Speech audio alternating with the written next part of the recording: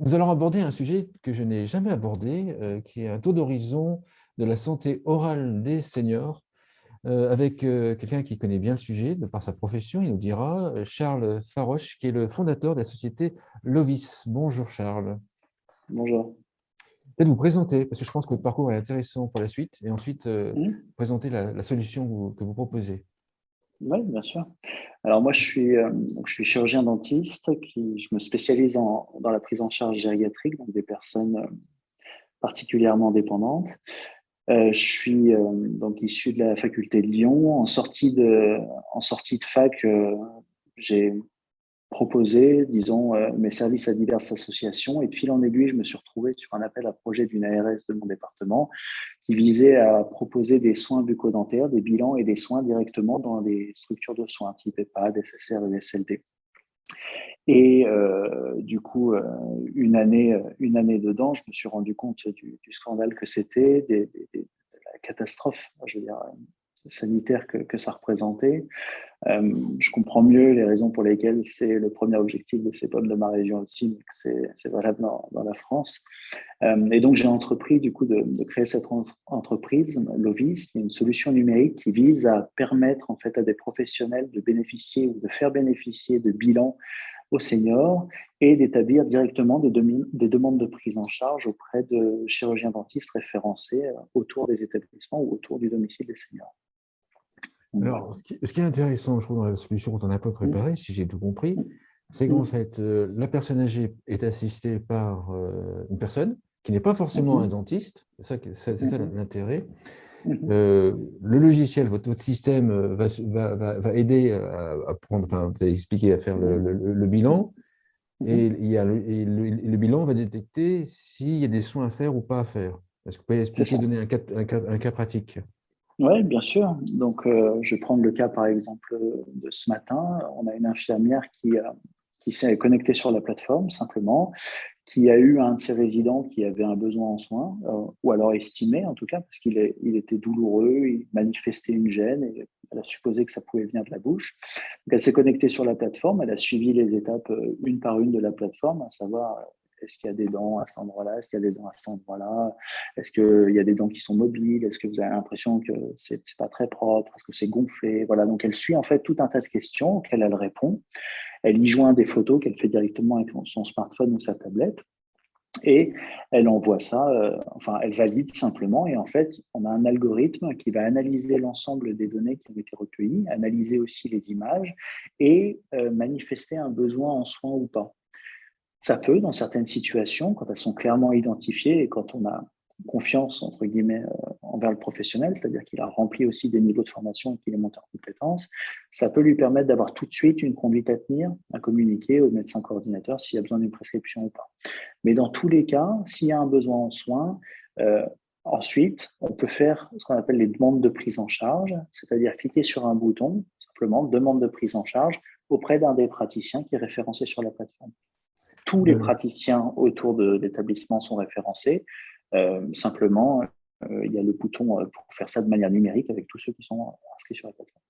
Je pense que ceux qui découvrent votre solution et qui nous écoutent doivent se poser la question, Ouais. est-ce que c'est fiable? Et au point que la personne qui accompagne ne soit pas un praticien.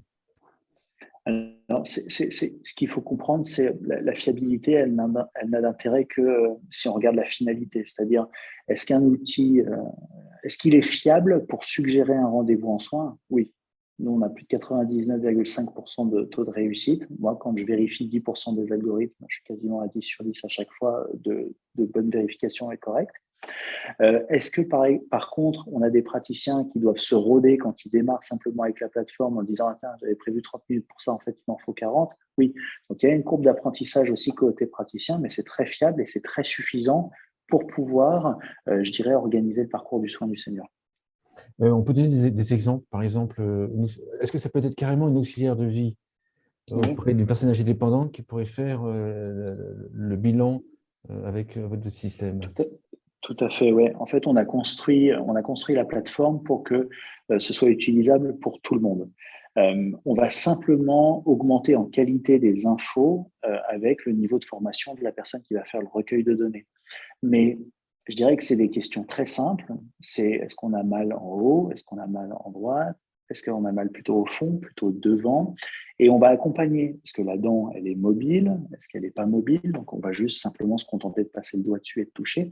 Et n'importe qui peut diagnostiquer ou pré-diagnostiquer, mais voir s'il y a une mobilité, voir si une dent, elle est noircie, si elle est cassée.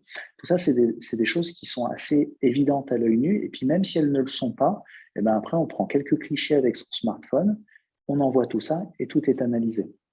Donc, même si on se trompe, c'est pas grave. Si on prend un peu de recul, la situation de la santé orale des seniors, on peut en dire quoi? Vous avez dit que ce n'était pas très beau. Je dirais que c'est même plus que pas très beau, c'est catastrophique et je pense que toutes les personnes s'accordent pour le dire. Il y a un manque de prévention qui est réalisé, c'est-à-dire qu'il y a un manque de. La santé orale, c'est un peu particulier, mais si vous vous brossez les dents, généralement, vous n'avez pas de soucis. Donc, ce qui fait qu'en fait, les soucis sont liés à ça principalement. Mais du coup, ça ne veut pas dire qu'on ne doit pas pouvoir quand même agir et créer des outils qui permettent d'agir au plus tôt dès qu'il y a un outil qui existe. Pourquoi? Alors, c'est un scandale pour plein de raisons et je pense que tous les auditeurs iront dans mon sens, mais un des éléments, par exemple, qui est le plus marquant, c'est qu'effectivement, je vais parler pour ma région, mais bon, dans tous les objectifs que les ARS ont fournis à tous les établissements, la santé orale fait partie des 3 premiers objectifs auxquels il faut répondre.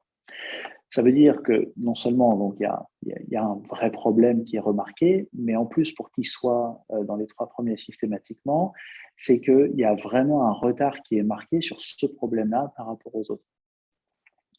Donc, voilà. D'accord. On a des chiffres quelques chiffres qu'on se rende bien compte sur 100 personnes âgées. Quelle est la situation? Alors, sur 100 personnes âgées, alors, quelques thèses, quelques mémoires, mais sur 100 personnes âgées, il y a globalement 60 à 70% de ces personnes qui ont des besoins en soins plus ou moins urgents. Il y a à peu près le même pourcentage de personnes qui n'ont pas vu de dentiste depuis plus de 5 ans. Et à titre d'exemple, il y a la moitié de ces personnes qui ont des besoins en soins urgents. Ah, quand même. Urgents étant vraiment avec un risque infectieux et des vrais problèmes. La solution est aussi utilisée en établissement, enfin peut être aussi utilisée en établissement type EHPAD. Là, c'est le même principe. C'est un salarié de l'EHPAD qui fait faire le bilan. Quel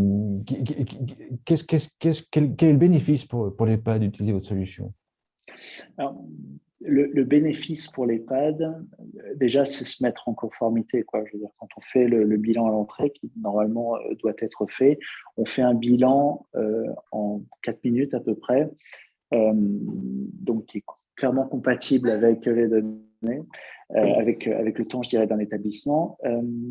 Donc, en fait, l'avantage, il y a 2 avantages, en fait. Le premier avantage, c'est que c'est un souci de moins. C'est-à-dire, en fait, on se déresponsabilise quand même un petit peu vis-à-vis des familles et vis-à-vis des soucis que ça pourrait représenter dans le futur, douleurs, problèmes de démence, troubles, enfin tout ce qui peut être secondaire en fait à une mauvaise santé orale, parce qu'on peut dire effectivement, regardez, on a fait un bilan, il y avait un besoin en rendez-vous, on n'a pas pu le faire sur la plateforme, je ne sais pas pour quelle raison, on n'a pas de dentiste à 5 minutes de l'établissement, mais la famille était au courant. Donc c'est déjà, si vous voulez, c'est aussi se déresponsabiliser vis-à-vis d'un problème en disant, regardez, nous, on a signalé le problème, on a fait notre travail, on l'a manifesté, mais on n'a pas de dentiste en mobilité. Il y a plein d'établissements qui n'ont pas de dentiste. Et donc, c'est un partage des responsabilités avec la famille. Et le deuxième intérêt, qui pour moi est probablement l'intérêt majeur et qui prime sur l'autre, c'est le fait qu'on peut diminuer le nombre d'allers-retours et de préparations chez le dentiste. Parce qu'en fait, pour un patient qui va avoir un problème, avoir des troubles avec des troubles divers et variés, mais qui va représenter un problème, on peut diviser par 2 le nombre d'allers-retours qu'on va faire chez le dentiste. Plutôt qu'il y aille 2 fois, à titre d'exemple, moi, les établissements qui m'adressent font les résidents, parcourent en moyenne 60 km pour venir me voir. Aller, 60 km retour, pour dire c'est assez rare comme activité, ça justifie qu'il y ait ce genre de déplacement. Si on peut économiser une préparation, un aller-retour et de faire directement la séance de soins, le gain il est important pour toutes les équipes, pour tout le monde. En préparant, vous m'avez cité un chiffre qui m'a fait halluciner. Entre la détection sans votre système dans les établissements et la détection avec votre système, quelle est la différence? C'est 50 fois plus en moyenne aujourd'hui. Concrètement, alors C'est-à-dire là, que c'est hallucinant. Peut-être c'est expliquer vraiment le 50% de quoi, en fait? 50 fois plus ouais, de quoi? 50 fois plus de besoins que ceux qui sont analysés. C'est-à-dire que pour un établissement donné, et donc moi j'ai environ une centaine, entre 100 et 150 établissements qui m'adressent, donc c'est des stats qui sont ressortis sur une année d'activité pour 150 établissements maximum, quoi, mais environ 125, disons. Eh bien, on se rend compte en fait qu'après une année, le nombre de résidents qui m'ont été adressés pour des soins, il est de l'ordre de 2 ou 3 par an. Et une fois qu'on a mis en place la plateforme, et pour les établissements qui systématisent le bilan d'entrée, qui profitent de cet outil-là parce que finalement, il est plus simple pour faire les demandes de prise en charge et établir les bilans, et ben pour un établissement donné, on a 50 fois plus de résidents envoyés. C'est-à-dire que pour un établissement, par exemple, de 300 lits, donc une très grosse structure, là où j'en avais 3, j'en ai 150 maintenant sur les attentes. Ça veut Donc, dire que si on dit, si on reprend le chiffre de 50, si je comprends bien, qu'on comprenne bien, c'est qu'en fait, il y en aurait 49 qui n'auraient pas été détectés. ouais, C'est ça, qui auraient des ouais, problèmes dentaires c'est et qui ça. n'auraient pas été détectés.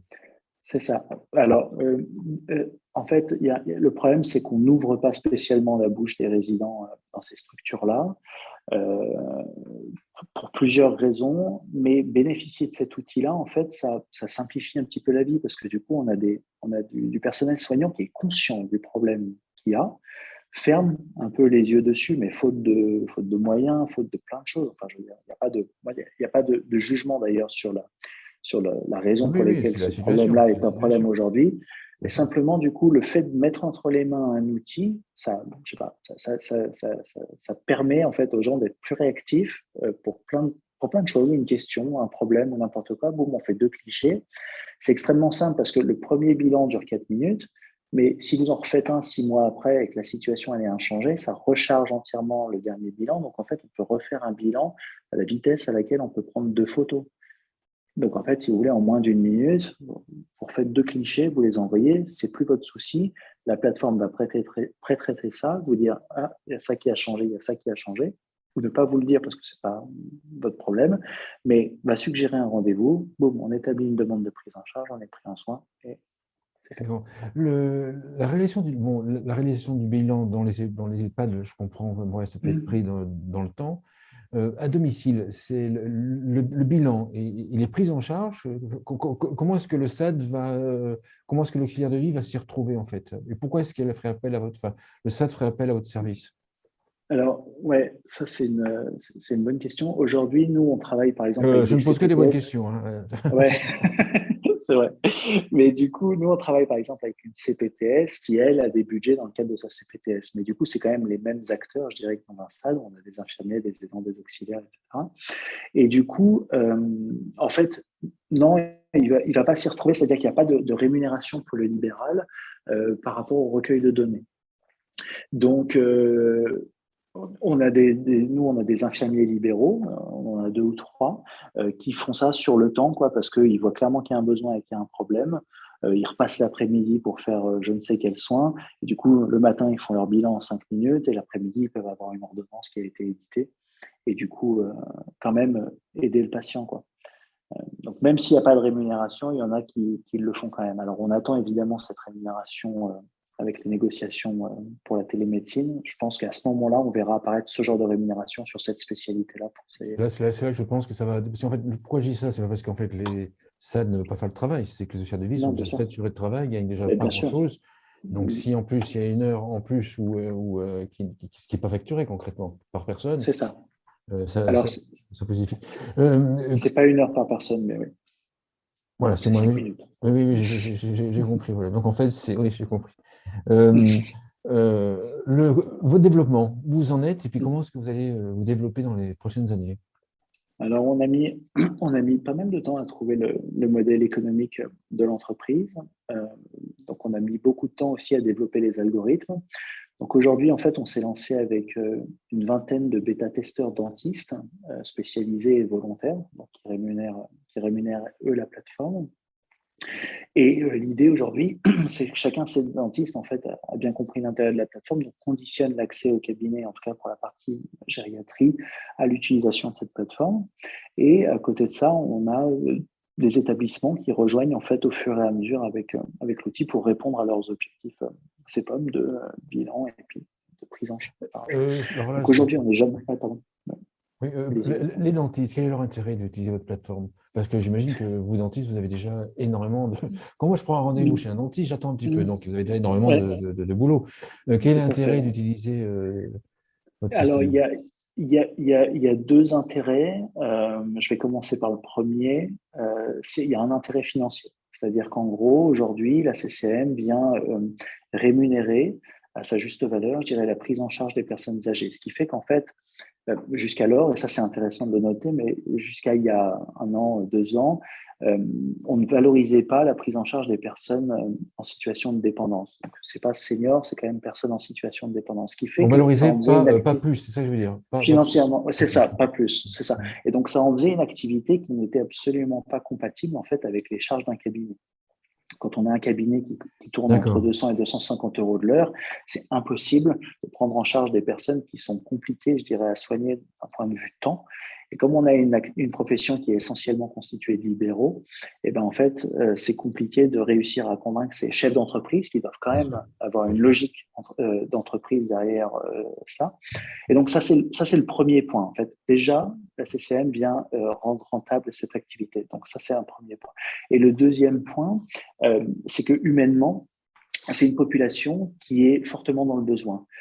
Elle est souvent comparée aux enfants. On compare souvent, on fait souvent le parallèle entre les enfants et les seniors qui perdent en autonomie, mais qui ont voilà, et qui deviennent un peu déments aussi, ou qui ont des troubles cognitifs, etc. Et donc, on fait souvent le parallèle entre les enfants et les seniors. Le problème des enfants, enfin, l'avantage des enfants, c'est que c'est souvent des dents de lait qu'elles finissent par tomber. Les seniors, c'est des dents définitives. Si elles tombent, il n'y a plus de dents derrière. Mhm. Les enfants sont accompagnés de leurs parents, les seniors, pas toujours. Il peut y avoir des tuteurs, etc. Il n'y a plus de parents généralement, mais il y a des enfants, mais c'est quand même pas le même rapport aussi, en tout cas dans notre société, le même rapport. Et donc, en fait, on arrive à faire renouer, je dirais, avec les dentistes. Et c'est une activité, moi, j'ai pas de refus quand j'en parle à mes confrères autour de moi, les jeunes comme les plus anciens, ils sont tous là en se disant, bah, évidemment, le scandale est tel que même pour ceux qui font de la dentisterie, entre guillemets, de haute voltige ou des trucs un peu vraiment complexes et qui revendiquent ça, bah, ça leur fait plaisir, en fait, de consacrer quelques heures dans la semaine à faire ça. Donc, le temps, ils arrivent à le trouver. Et le troisième argument et dernier argument, c'est qu'en fait, bénéficier de cet outil numérique qui va trier en amont, qui va qualifier le besoin chez les patients, ça permet de n'orienter, je dirais de manière sélective, les patients que vers des cabinets qui ont le plateau technique adapté. C'est-à-dire, c'est pas pareil d'envoyer vers un cabinet, par exemple, qui est en accès pour personnes à mobilité réduite, c'est beaucoup plus simple, qu'un cabinet qui va être au 3e étage sans ascenseur. Et donc, en fait, on va pas se retrouver avec un D'accord. problème que tous les dentistes qui prenaient en charge des personnes âgées pouvaient avoir, à savoir la personne qui reste en bas sur le palier d'immeuble parce qu'il peut pas monter, qu'on n'a pas de solution pour le faire monter. Et ça, D'accord. c'est une catastrophe pour le senior, mais pour le praticien aussi, qui lui a ses frais de cabinet qui continuent de tourner et qui ne peut même pas soigner son patient. Super. Une conclusion à l'émission? Ouais. Eh ben, j'espère que, j'espère que d'ici 2 ou 3 ans, je pense, on aura pu faire bouger les choses pour la santé orale des seniors. En tout cas, c'est ma mission, c'est mon objectif de carrière. Moi, j'en ai pour 30 ou 40 ans là, donc ça va Ah être d'accord, mon vous en avez plus pour objectif. 30 ans. D'accord. Ouais. Ouais, c'est ça. Quel objectif? Donc, J'avais dit quelques donc années, ça, j'ai pas dit. ah, mais voilà. Alors en Donc, 2050, comment vous voyez, Loïs? ah, bah, à l'international. Et puis voilà, si on a pu prendre en charge alors des milliers, c'est déjà le cas, mais des centaines de milliers, voire des millions de seniors qui autrement n'auraient pas été pris en charge, moi je considérerais que c'est la plus belle réussite d'un dentiste en gériatrie. Super, merci Charles Farroche. Je rappelle que vous Ben, êtes merci à vous. fondateur de la société Lovis. Merci beaucoup. Merci.